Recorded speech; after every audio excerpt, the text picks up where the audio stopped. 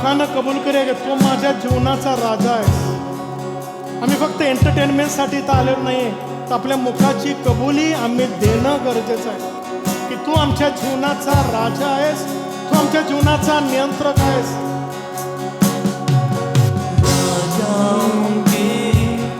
राजा हो तुम, सारे जहां के बादशाह हो तुम. राजाओं के राजा हो तुम, सारे जहां के बादशाह हो तुम. मेरे खुदा तेरी महिमा हो सदा.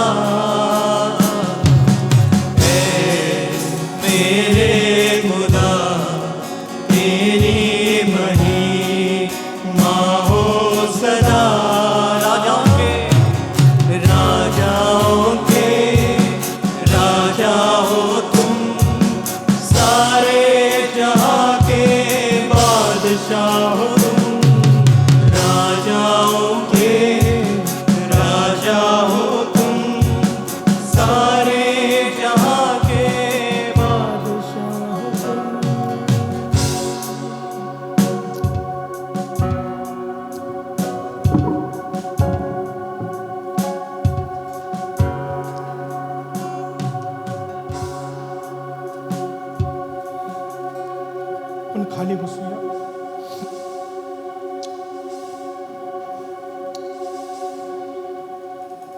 आम्ही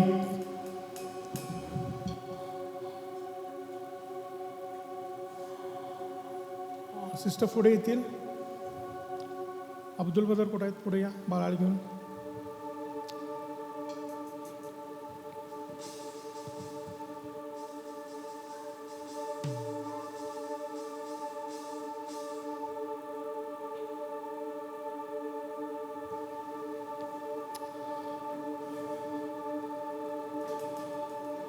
प्रियानो, बाळाचं समर्पण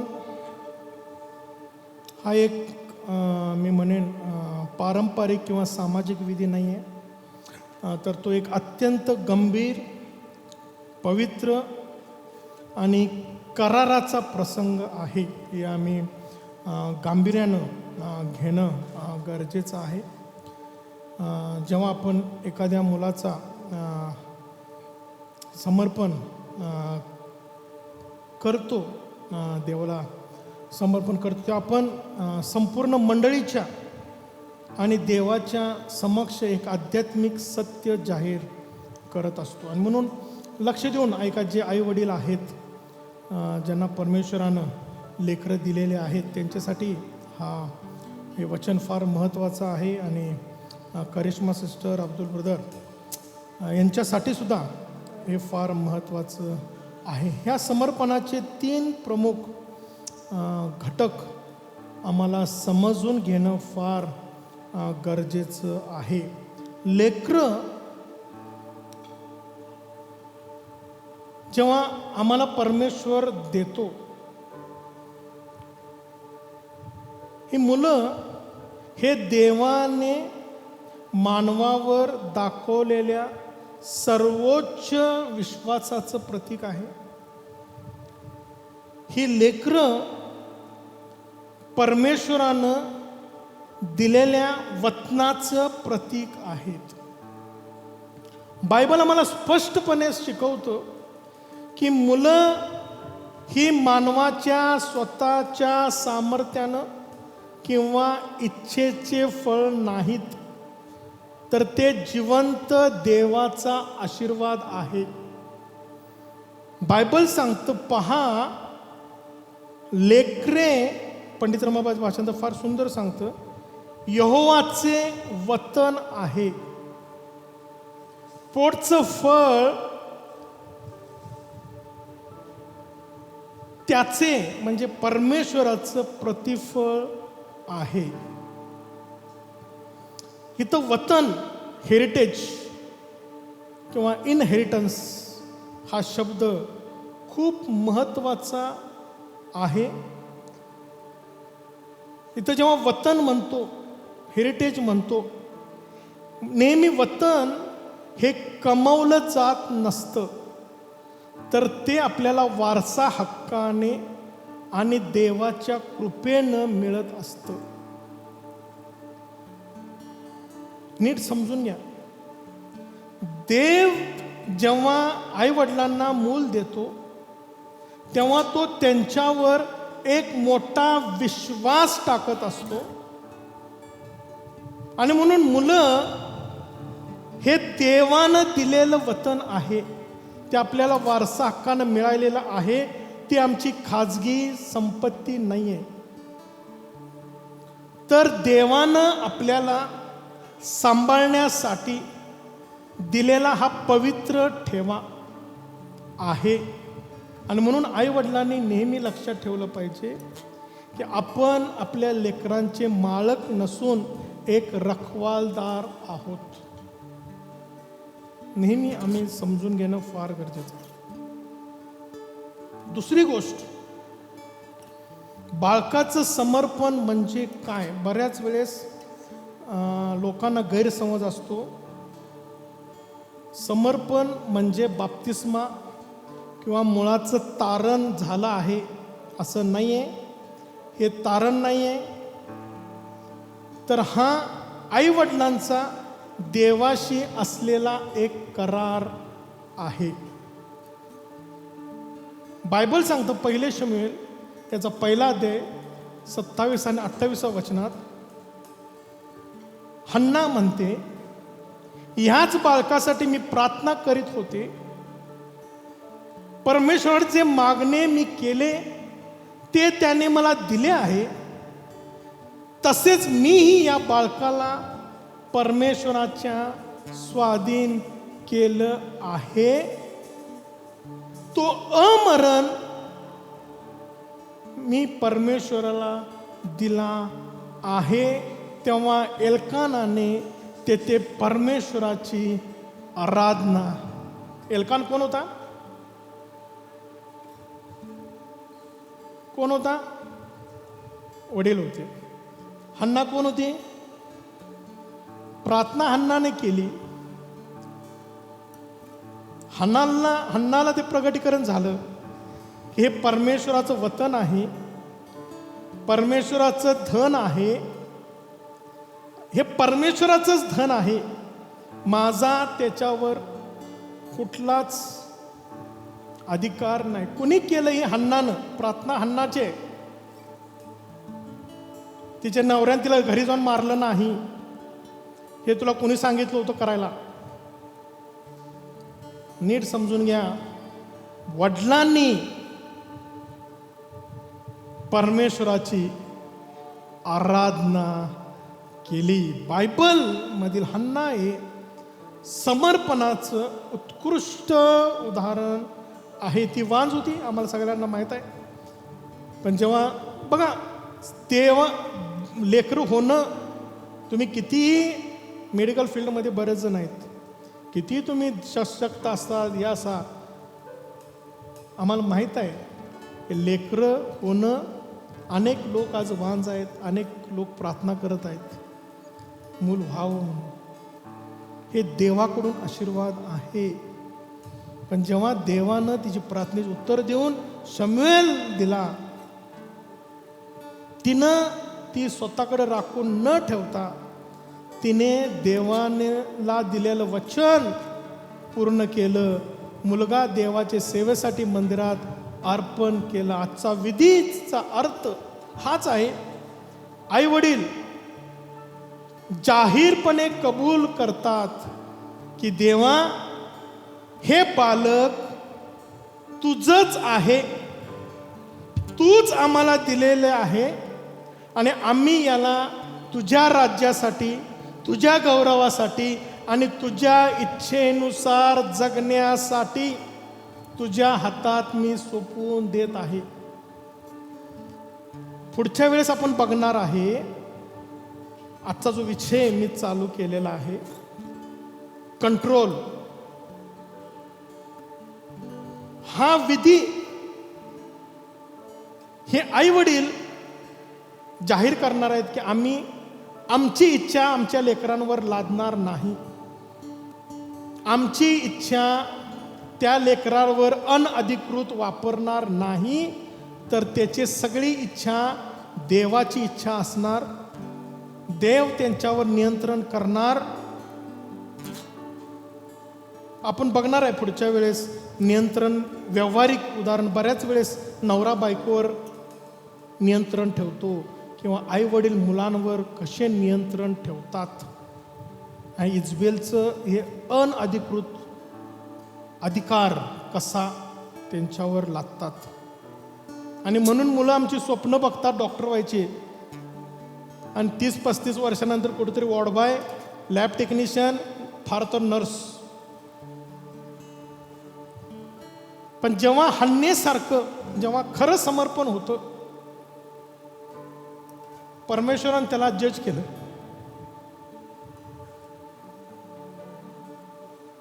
हा आमचा परमेश्वर, हा आपला परमेश्वर आहे. आणि म्हणून हा विधी नीट समजून घेणं. बाप्तिस्मा नाही आहे. बाप्तिस्मा जेव्हा तो स्वतः ख्रिस्ताला त्याच्या जीवनाचा प्रभू, चालक, मालक म्हणून ठरवेल अजून 18 वर्षानंतर,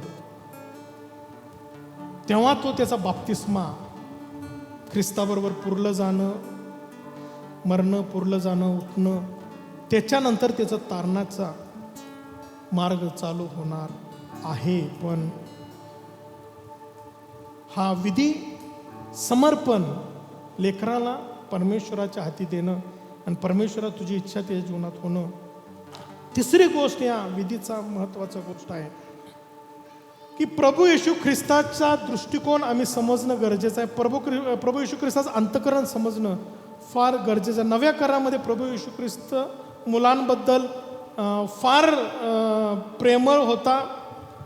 आदरयुक्त दृष्टिकोन आम्ही पाहतो की जेव्हा मत्तयाचं शुभवर्तमान तुम्ही बघाल 19व्या अध्यायामध्ये, त्या काळात असा समज होता की मुलांना फारसं महत्त्व दिलं जात नव्हतं. शिष्यांनीही मुलांना येशूकडं येण्यापासून रोखलं. कशाला? येशू ख्रिस्ताकडे चाललेला आहात. पण प्रभू येशू ख्रिस्तांनी शिष्यांना सांगितलं, असं लिहिलंय, त्यांना दटावलं. हा शब्द ओरिजिनल ग्रीकमध्ये, त्यांना दटावलं आणि म्हणलं बाळकांना मजकडे येऊ द्या, त्यांना मनाई करू नका, कारण स्वर्गाचं राज्य यांच्यासारखंच आहे. मग त्यांच्यावर त्याने हात ठेवला. जेव्हा आपण मुलाचं समर्पण करतो तेव्हा आपण त्या बाळकाला प्रभू येशू ख्रिस्ताच्या हातात आम्ही देतो आणि येशू ख्रिस्त त्या लेकरावर हात ठेवून त्याला आशीर्वाद देतो. म्हणून आम्ही त्याला ख्रिस्ताच्या हाती सोपवतो. चर्च म्हणून, मंडळी म्हणून आपण येशूची ही आज्ञा पाळत आहोत की मुलांना मजकडे येऊ द्या. आम्ही त्यांना अन्न आणि येशू ख्रिस्ताबद्दल जेव्हा आपण बघतो, येशू ख्रिस्ताचा बाप्तिस्मा करणाऱ्या योहानानं दिला, पण मंदिरामध्ये त्याचं समर्पण झालेलं आहे. आणि म्हणून प्रियानो, आजचा हा प्रसंग केवळ एक लहान मुलाला मंडळीत आणून प्रार्थना करण्याचा नाही, तर हा प्रसंग एका कुटुंबानं देवाच्या समोर नम्र होऊन त्याचं सहाय्य मागण्याचा आहे. आणि म्हणून आजच्या या वचनाद्वारे आपण पाहूया, थोड्या वेळ आपण वचनाकडे पाहूया की समर्पणामुळं आईवडिलांवर, पूर्ण मुजावर, कुटुंबावर आणि पूर्ण मंडळीवर कोणते मोठे आध्यात्मिक जबाबदारी येत असते. कारण बऱ्याच वेळेस आम्ही लेकरांचं नुसतं नावापुरतं समर्पण करतो आणि बाहेर पडल्यानंतर आमच्याच इच्छा त्यांच्यावर लादत असतो. म्हणून ही फक्त मुजावर, 2 कपलचे नाही आहे, तर पूर्ण फॅमिलीची काही जबाबदारी आहेत आध्यात्मिक. आणि मंडळीत सुद्धा, मंडळी म्हणून आपली सुद्धा जबाबदारी या लेकराबद्दल आहे. आम्ही समजून घेणं गरजेचं आहे की मुलं ही देवाने दिलेली देणगी पवित्र ठेवा आहे.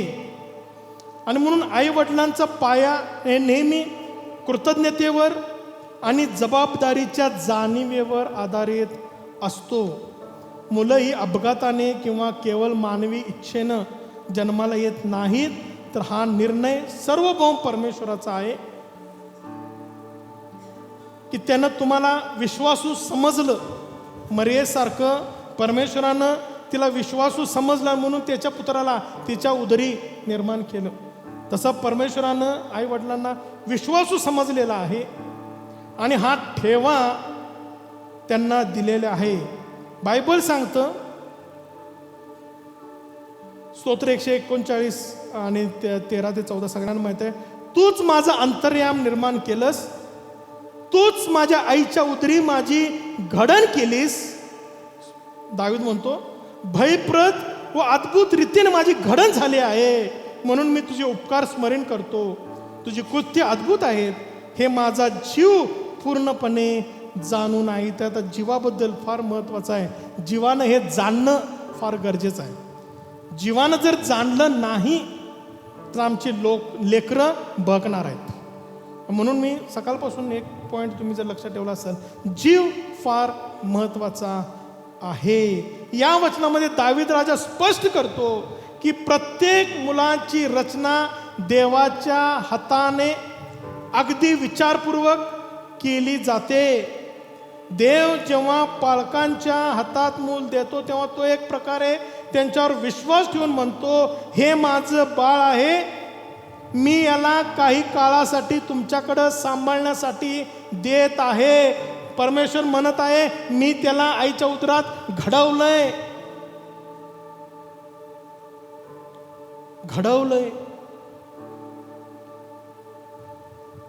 आणि हे घडवून परमेश्वराच्या इच्छेनं अद्भुत रीतीनं सगळं करून त्यानं तुमच्या हातात दिलेलं आहे. आई वडिलांनी समजून घेणं गरजेचं आहे की ते त्या मुलाचे मालक नाही आहेत, तर फक्त एक सेवक आहेत, ज्यांना ते धन दिलेलं आहे. जेव्हा मी बँकेमध्ये पैसे ठेवतो, बँक तिचे मालक आहे का? फक्त ते पैसे योग्य रीतीने सांभाळण्याची जबाबदारी ते बँकेची आहे. त्याप्रमाणेच आई वडिलांना देवानं हे वतन दिलेलं आहे. आणि येशू ख्रिस्तानं मत्तई याचा घरी जाऊन तुम्ही वाचा 25वा अध्याय. कारण ज्याप्रमाणे परदेशी जाणाऱ्या एका मनुष्याने आपल्या दासांना बोलवून त्यांच्याजवळ आपली संपत्ती सोपवून दिली. 3 सेवक दिलेले आहेत. जरा वाचूया किती दिले. मत्तई याचा 25वा अध्याय 15 पासून. बघा, साधं सोपं नाही आहे. आम्ही जेवढं आमच्या लेकरांना समजतो, लेकरांबद्दल आम्ही जबाबदाऱ्या पाळतो, एवढं सोपं राहिलेलं नाही. 15 पासून. एकाला त्याने 5,000 रुपये, एकाकडे 5,000 रुपये दिले, दुसऱ्याकडे एकाला 2,000, तो एकाला 2,000 दिले व एकाला 1,000, एकाला 1,000 दिले. बघा, एकाला 5 पोरं दिले, धरून चला, कारण धन आहे, देवानं दिले नाही. येशू ख्रिस्त म्हणतो, एकाला 5 दिले, एकाला 2 दिले, एकाला 1 दिले. आणि सांगितलं की तुम्ही याच्यावर व्यापार करा. आणि काही काळानंतर तो धनी परत आला आणि त्याने हिशोब घेतला. 5 ज्याला दिली होती त्याने आणि 5 केले, म्हणजे त्यांना आध्यात्मिक वाढवलं. तो म्हणतो, भल्याने विश्वास होतास. 2 दिले होते, त्याने 2चे 4 केले. परमेश्वर म्हणतो, आले भल्याने, एकानं काहीच केलं नाही. येशू ख्रिस्त म्हणतो, दुष्ट दासा, तर तुला हे पाळायला येत नव्हतं, ते दुसऱ्याला दिला असतास तर त्यानंच चांगलं पाळलं असतं, तिने तिची वाढ केली असते. आणि त्याला परमेश्वरानं अथांग डोहात, पुढं जर तुम्ही वाचलं तुम्हाला त्या दाखल्याचा अर्थ समजल. आणि म्हणून हे दान, धन, वतन जर आम्ही नीट राखलं नाही, हन्नेसारखं, हन्नेनं ते राखलं, तिला माहित होतं तिची गरज काय. हन्नेला माहित होतं, वर्षातून एकदा ती जात होती. आम्ही जर मुलाला भेटायला 1 वर्ष कुठं हॉस्टेलला दिलंय ठेवलंय, वर्षातून एकदा त्याला भेटायला जायचं आहे, काय काय घेऊन जातोय आम्ही? लाडू, चकल्या, डोनट, हां काय काय घेऊन जातो नाही का? पण ती काही घेऊन जात नव्हती, फक्त एक गोष्ट घेऊन जात होती. बायबल सांगतं ती त्याला पायघोळ झगा, कारण तिला माहीत होतं 1 वर्ष झालंय मागच्या वर्षी, आणि आता ते कुठंतरी वर आले, आता उंची वाढल्या, तिची नग्नता दिसायला लागली असेल आता, आणि म्हणून ती पायघोळ झगा, नग्नता झाकावी तिची. बघा बायबल सांगतं आई वडिलांना मुलांच्या स्थितीनुरूप असे शिक्षण त्याला दे, म्हणजे वृद्धपणीही तो त्यापासून परावृत्त होणार नाही. स्थितीप्रमाणे जसं मुलगा पहिलीत जाईल, पहिलीची पुस्तक द्या, दुसरीत गेला दुसरीची पुस्तक द्या, तिसरीत गेला तिसरीचं पुस्तक द्या, तसंच पहिलीत गेल्यावर बायबलचे प्राथमिक शिक्षण द्या, दुसरीत गेला दुसरं शिक्षण द्या, तिसरीत गेला तिसरं शिक्षण द्या. मुलाच्या स्थितीप्रमाणे तिची आध्यात्मिक झगा त्यांना शिवायला तुम्ही शिवा आई वडील म्हणून, तरच वृद्धपणात तो इकडं तिकडं वळणार नाही. किती मोठी जबाबदारी आई वडील म्हणून. आज जे आई वडील आहेत ज्यांना लेकरं ऑलरेडी परमेश्वराने दिलेलं आहे, त्यांच्यासाठी सुद्धा हे फार महत्त्वाचं हा संदेश आहे. येशू ख्रिस्त येणार आहे, आणि आमच्याकडून आमच्या लेकरांना कसं वाढवलंय आम्ही त्याची परीक्षण तो करणार आहे. आणि म्हणून आई वडिलांची प्राथमिक जबाबदारी, आध्यात्मिक जबाबदारी फार महत्त्वाची आहे.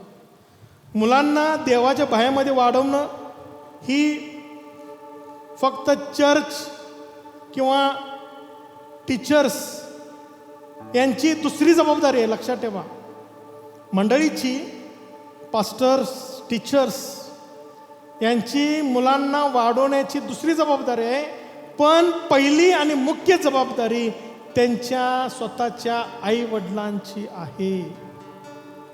बायबल सांगतं अनुवादामध्ये 6 अध्याय 6 ते 7 वचनात, आणि हे जे शब्द आज मी तुला आज्ञापितो ते तुझ्या हृदयावर असावे. आई वडिलांना सांगितलेलं आहे की ते तुमच्या हृदयावर परमेश्वराची वचनं असावेत, आणि ते तू आपल्या मुलांना, फार महत्वाचा शब्द वापरलाय, यत्नपूर्वक शिकव. काळजीपूर्वक, काही भाषांतरात पण पंडित रमाबाईचं भाषण झालं यत्नपूर्वक, म्हणजे यत्न करून, प्रयत्न करून त्यांना ते शिकव. जसं आपण संडे ह्याला ट्युशनला यत्नपूर्वक मारून मारून पाठवतो शिकवायला, शाळेला पाठवतो मारून यत्नपूर्वक. तो अभ्यास करतोय का नाही, तो ट्युशनला जातोय का नाही, त्याचा तो आजचा अभ्यास केलाय का नाही, तसं बायबल सांगतं आई वडिलांच्या पहिलं हृदय असावं. आई वडिलांनी पहिलं देवाचं वचन काळजीपूर्वक ऐकावं, हृदयावर असावं, आणि त्या मुलांना यत्नपूर्वक शिकवा. आणि घरी बसलेले असताना, मार्गाने चालत असताना, निसताना, उठताना याविषयी बोलत जा. याचा अर्थ असा आहे की ख्रिस्ती शिक्षण हे आठवड्यातून फक्त एका रविवारी मिळणारं शिक्षण नाही आहे, तर हे आई वडिलांची जबाबदारी आहे. 24/7 हे घरामध्ये शिक्षण देणं, आणि तुम्ही देणार ह्या विश्वासानं ही लेकरं तुम्हाला देवानं दिलेली आहेत. उठताना, बसताना, प्रवाहात असताना प्रत्येक प्रसंगी मुलाच्या मनावर देवाची वचनं बिंबवली गेली पाहिजेत. पास्टर, टीचर मंडळी हे सेकंड नंबरला आहे. पहिल्या नंबरला आई वडिलांनी. जसं आपण मुलांना रोजच्या जीवनात जेवण देतो, शाळेचा अभ्यास घेतो, तसेच आपल्या आध्यात्मिक रोजच्या गरजा, त्यांच्या आत्म्याला देवाच्या रोजच्या वचनाचं अन्न देणं ही पालकांची, आईवडिलांची सर्वात मोठी जबाबदारी आहे. कौटुंबिक प्रार्थना, फॅमिली अल्टर हे नेहमी घराचा, कुटुंबाचा, त्यांच्या पुढच्या येणाऱ्या पिढीचा एक कणा आहे. हे कधीच आम्ही, कारण परमेश्वर घराण्याचा परमेश्वर आहे. परमेश्वर एका पिढीला आशीर्वाद देत नाही, तर घराण्याला परमेश्वर आशीर्वाद देतो. आणि जर घराणं आशीर्वादित व्हायचं असेल तर आईवडिलांनी हे समर्पण नुसतं एक विधी नुसता असून उपयोग नाही, तर याच्या मागचं फंडामेंटल गोष्टी गरजेचं आहे. तिसरी गोष्ट, मुलांना उपदेशात पेक्षा उदाहरणाद्वारे आईवडिलांनी शिक्षण देणं गरजेचं आहे. मुलं आपण सांगतो ते ऐकत नाहीत, आपण जे करतो ते अनुसरत असतात. आईवडिलांचं चारित्र्य हाच मुलांसाठी पहिला धडा असतो. बायबल सांगतं, मग असे वचन म्हणा, मुलाच्या स्थितीनुरूप असे शिक्षण त्याला दे, म्हणजे वृद्धापकाळातही तो त्याच्यापासून परावृत्त होणार नाही. पाऊल फार सुंदर सांगतो, जसा मी, पाऊल म्हणतो पहिले करिंथ 11:1 मध्ये, जसा मी पाऊल, तो म्हणतो मी ख्रिस्ताचे अनुकरण करणारा आहे, तो म्हणतो तसेच माझे अनुकरण करणारे तुम्ही व्हा. आणि हे कुठून सुरू होतं? बायबल सांगतं घरातून सुरू होतं. अनुकरण करणार याचा अर्थ केवळ तोंडी उपदेश करणे नाही, तर त्या मार्गावर स्वतः चालून दाखवणं. जर आई वडील जीवनात प्रार्थना करत असतील, क्षमाशील असतील, प्रामाणिकपणानं वागत असतील, देवाचं भय बाळगत असतील, तर ते लेकरंही ते शिकणार.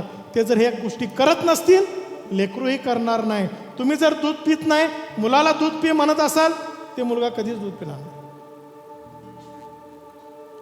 तुम्ही जे करता मुलगा तेच करणार आहे. आणि म्हणून केवळ तोंडी उपदेश मुळे लेकरं बदलणार नाहीत.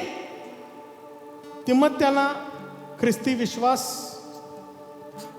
त्याच्या आजी लुईस आणि आई युनिकी यांच्या खऱ्या विश्वासामुळं मिळायला.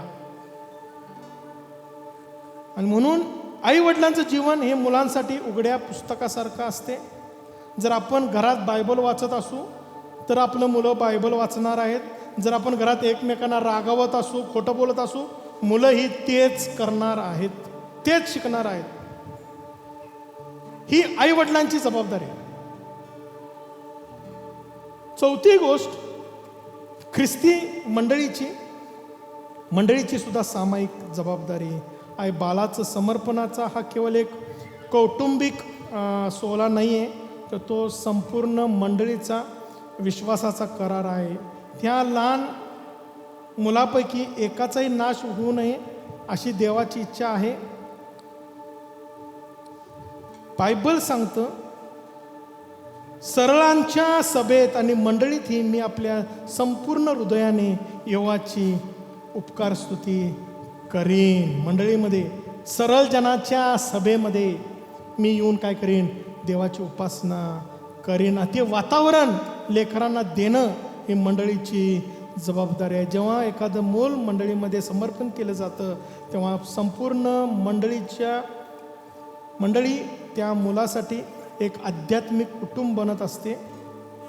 या मुलाला प्रार्थनेत सांभाळणे, त्याला मंडळीच्या माध्यमातून योग्य वचनाचं शिक्षण देणं आणि समाजात वावरताना त्याला ख्रिस्ताची मूल्य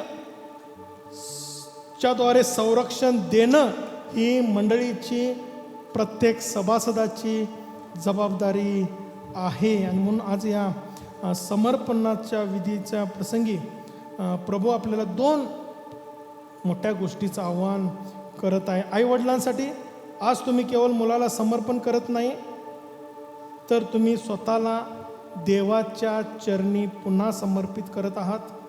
देवाने दिलेल्या या वचनाचा सांभाळ करण्यासाठी पवित्र आत्म्याचे साह्य तुम्ही दोघं मागणं गरजेचं आहे.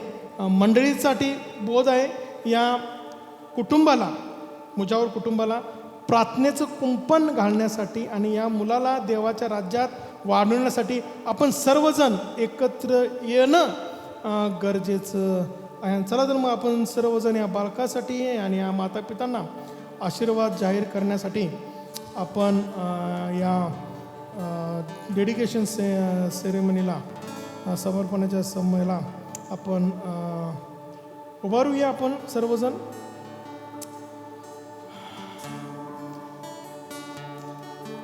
हा केवळ एक विधी नाही आहे. बायबल सांगतं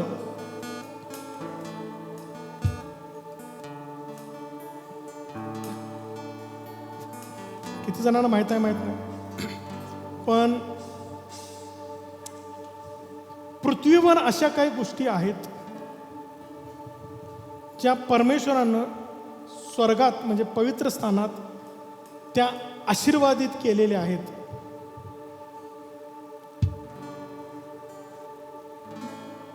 पृथ्वीवर अशा काही गोष्टी आहेत, त्यातील एक गोष्ट आहे आणि आजच्या ह्याच्यासाठी फार महत्त्वाचे म्हणजे ऑइल.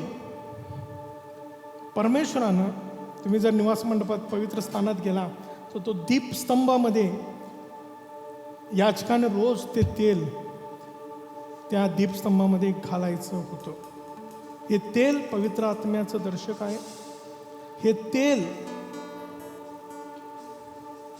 जुन्या करारात फार महत्त्वाच्या कारणासाठी वापरलं गेलेलं आहे. हे तेल हे अभिषेकाचं तेल आहे. हे तेल जेव्हा शमूएलानं दाविदावर ओतलं, परमेश्वरानं दाविदाला त्याच्या कार्यासाठी बाजूला केलं. लक्षात ठेवा, ऑइल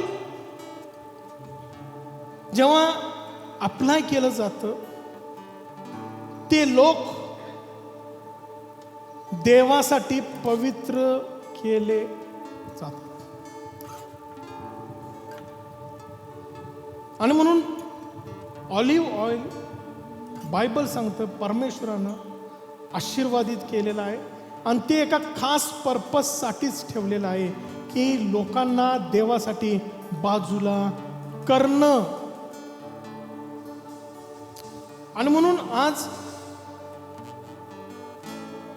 बाळाचं समर्पण करण्याच्या आधी नेहम्याच्या पुस्तकात जर आपण बघितलं ते कोटाचं समर्पण करायच्या आधी परमेश्वरानं आज्ञा दिली. एजऱ्यानं सांगितलं, नेहम्यानं सांगितलं, पहिली कोण याजक आणि लोक पहिले समर्पित व्हायला पाहिजे, मग ते कोट नंतर समर्पण. कारण जे लोक त्या कोटाचं संरक्षण करणार आहेत ते पहिले समर्पित होणं फार गरजेचं आहे. म्हणून लेकराच्या आधी आईवडिलांचं समर्पण होणं आणि आईवडिलांनी करार करणं लेकरासाठी की हे समर्पित लेकरू आहे आणि हे आम्ही तुझ्यासाठीच, तुझ्या कार्यासाठीच याचा उपयोग होणार आहे. बघा, साऊंड सिस्टीम 2 प्रकारच्या असतात. ही जर भाड्यानं दिली असेल मी तर ही वेगवेगळ्या कारणासाठी वापरली जाते, बरोबर आहे. आज चर्चमध्ये, उद्या बाहेर कुठंतरी, कुठं तमाशात, कुठं साऊंड मार्केटात ही साऊंड सिस्टीम लागू शकते, बरोबर आहे. सिस्टीम तीच आहे. पण जेव्हा हे समर्पित होतं ही भाड्यानं जात नाही. आता ही फक्त देवाच्या कार्यासाठी वापरली जाते. आणि म्हणून हे जेव्हा समर्पण होणार आहे, आम्ही आता भाड्यानं कुठं जाणार, नीट समजून घ्या. आम्ही जगात इकडे तिकडे फिरणार, जिथं देवाचं सत्यवचन आहे, जिथं देव आहे त्याच्या समक्षतेत उठता बसता राहत झोपता निसता फिरता देवाच्या वचनामध्ये, आणि देव ज्याप्रमाणे चालवल त्याप्रमाणे चालणारे आम्ही होणार आहे. हे खरं समर्पण आहे. आणि म्हणून आपण डोळे बंद करूया.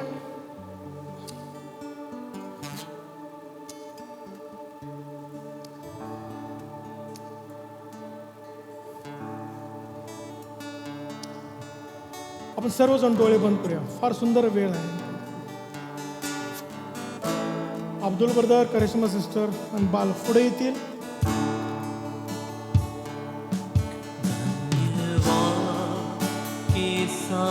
स्तुति गाऊंगा, हे यीशु मेरे खुदा, उपकार तेरे बेशुमार, कोटि कोटि स्तुति धन्यवाद, धन्यवाद के साथ स्तुति गाऊंगा, हे यीशु मेरे खुदा, उपकार तेरे बेशुमार, कोटि कोटि स्तुति धन्यवाद, योग्यता से बढ़ के दिया है अपनी दया से तूने मुझे, योग्यता से बढ़ के दिया है अपनी दया से तूने मुझे, मांगने से ज्यादा मिला मुझे, आभारी हूँ प्रभु मैं, मांगने से ज्यादा मिला मुझे, आभारी हूँ प्रभु मैं.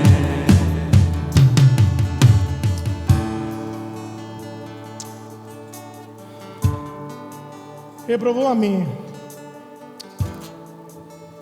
मूसा या बाळकाच्या आई आणि पिता, माता पिता, बंधू अब्दुल आणि सिस्टर करिश्मा यांना प्रभू आज आम्ही तुझ्या हातामध्ये सोपवत आहे. प्रभू, आज त्यांचं समर्पण आम्ही करत आहे. प्रभू, त्यांना या अभिषेकाच्या तेलान प्रभू जे तू पवित्र केलेलं आहेस, जे हे दर्शवतं की प्रभू मी ह्या उभयतांना प्रभू तुझ्या सेवेसाठी वेगळं केलेलं आहे. आज या उभयतांसाठी विशेष प्रार्थना करतो. तू त्यांच्या विश्वासावर व प्रेमावर प्रसन्न होऊन हे सुंदर वतन त्यांच्या पदरात घातलेलं आहेस.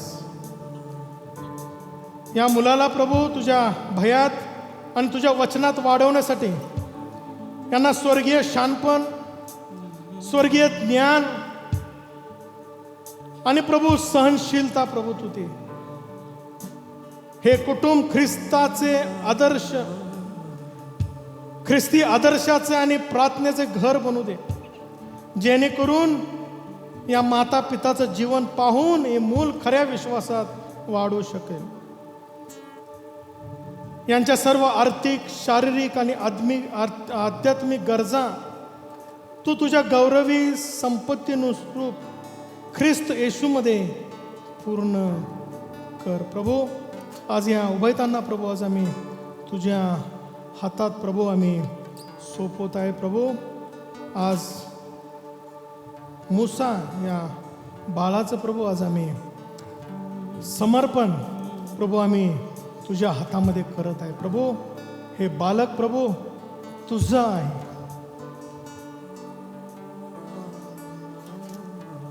तू दिलेलं धन प्रभू या कुटुंबाला, या मंडळीला प्रभू,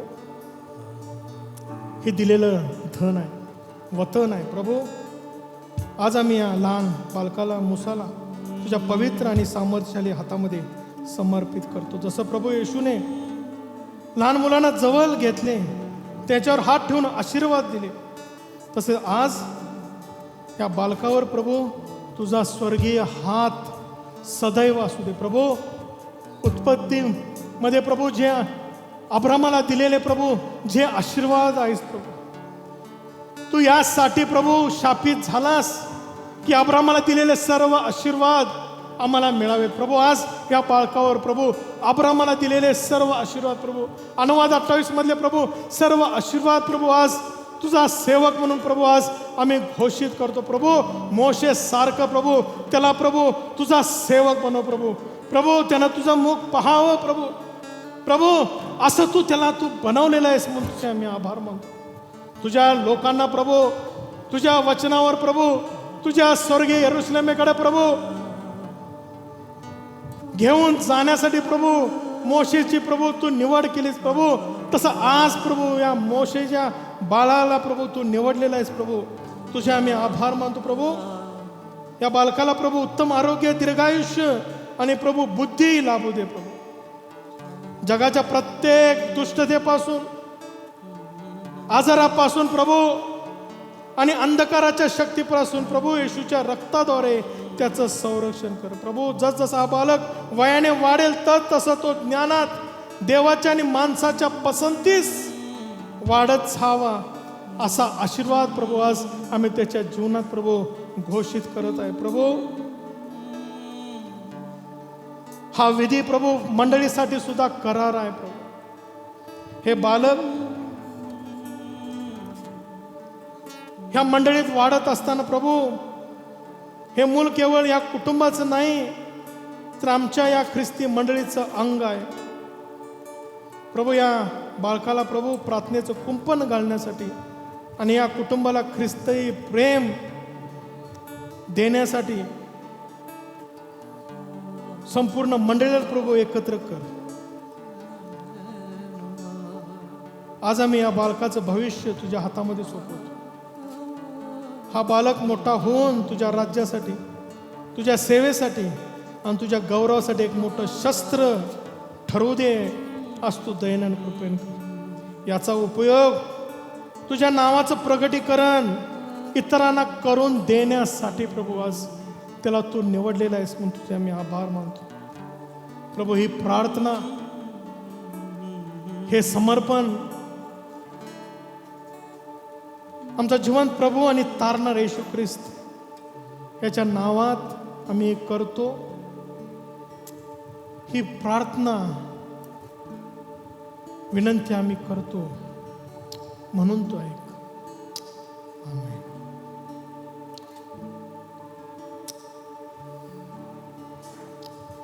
आपण खाली बसूया.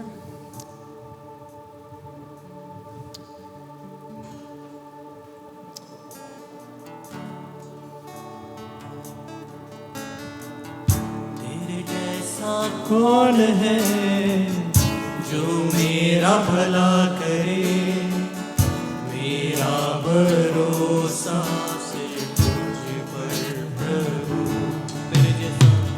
तेरे आपण सर्वजण मिळून आपण एक गीत कौन गाऊया. है जो मेरा भला करे, विश्वासानं आपण एक गीत गाऊया. भरोसा सिर्फ तुझ पर प्रभु. मेरे जीवन का स्वामी